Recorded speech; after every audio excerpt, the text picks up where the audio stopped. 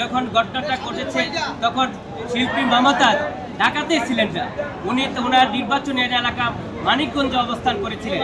যে আসামি মানিকগঞ্জে অবস্থান করে আর মামলা হয় ঢাকার মিরপুরে, যেটা আইনের শাসনের পরিপন্থী এবং ন্যায় বিচারের পরিপন্থী, মানবাধিকার লঙ্ঘিত হচ্ছে বলে আমরা মনে করি। শিল্পী মমতাজ উনি বারবার পার্লামেন্ট মেম্বার ছিলেন, দেশের জন্য এবং জাতির জন্য উনি কাজ করে গিয়েছেন এবং বাংলাদেশের অত্যন্ত জনপ্রিয় উনি কণ্ঠশিল্পী। যে শিল্পীর মাধ্যমে সারা দেশব্যাপী সারা বিশ্বে যার জনপ্রিয়তা রয়েছে। এবং শিল্পী মমতাজের আপনারা দেখবেন সবসময় উনি যদিও আওয়ামী লীগ এর থেকে পার্লামেন্ট সদস্য হয়েছিলেন, কিন্তু উনি দলমত নির্বিশেষে উনি গ্রহণযোগ্য ব্যক্তি হিসাবে ওনার এলাকায় এবং সারা বাংলাদেশে পরিচিতি লাভ করেছিলেন। আমরা বিজ্ঞ আদালতে সেই সাবমিশন রেখেছি। বিজ্ঞ আদালতে আমরা এটাও বলেছি যে মিরপুর থানার যে হত্যা মামলা হয়েছে, এই মামলায় যখন ঘটনাটা ঘটেছে তখন শিল্পী মমতাজ ঢাকাতে ছিলেন না। উনি তো ওনার নির্বাচনের এলাকা মানিকগঞ্জে অবস্থান করেছিলেন। যে আসামি মানিকগঞ্জে অবস্থান করে আর মামলা হয় ঢাকার মিরপুরে, যেটা আইনের শাসনের পরিপন্থী এবং ন্যায় বিচারের পরিপন্থী, মানবাধিকার লঙ্ঘিত হচ্ছে বলে আমরা মনে করি। আমরা মনে করি এই মামলায় ওনার সুনির্দিষ্ট কোনো অভিযোগ ছিল না এবং রাষ্ট্রপক্ষ এবং প্রসিকিউশনের পক্ষ থেকে 7 দিন রিমান্ড যে চাওয়া হয়েছিল তার ব্যাপারে কোনো যুক্তিযুক্ত কারণ বিজ্ঞ আদালতে পেশ করতে পারে নাই। শুধু বলেছে যে এই ঘটনার সাথে উনি সম্পৃক্ত। আমরা তদন্ত না হওয়া পর্যন্ত শিল্পী মমতাজের ব্যাপারে এই মামলায় সম্পৃক্ত আছে সেটা বলা যাবে না। আমরা বিজ্ঞ আদালতে সাবমিশন সেটা রেখেছি।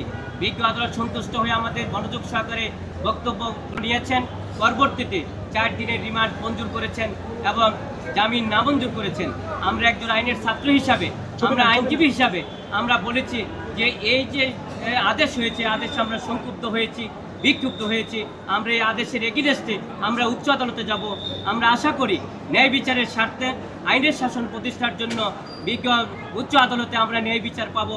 তাহলে আইন এবং আদালতের প্রতি মানুষের আস্থা বাড়বে, আইনের প্রতি শ্রদ্ধাশীল হবে এবং বিজ্ঞ আদালতে আমরা সেই সাবমিশন রেখেছি। আমরা আশা করি উচ্চ আদালতে আমরা ন্যায় বিচার পাবো।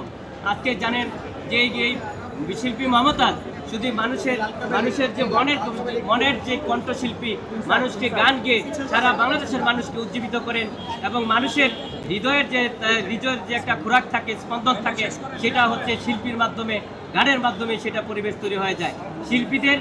শিল্পীদের মনে সবসময় মানুষের মন ভালো থাকে, শিল্পীদের কণ্ঠে মানুষকে উজ্জীবিত করেন এবং শিল্পীরা সবসময় মানুষের কণ্ঠে উজ্জীবিত হয়ে মানুষকে সবসময় সমাজ থেকে, বিপদ থেকে এবং বিপদ রক্ষা করে থাকেন।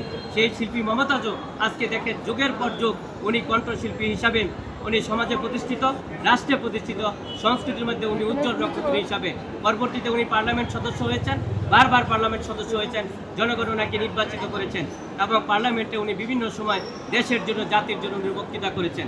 আমরাও চাই যদি কোনো অন্যায় অপরাধ হয়ে থাকে সেটা সুষ্ঠু তদন্তের মাধ্যমে বের হয়ে আসে।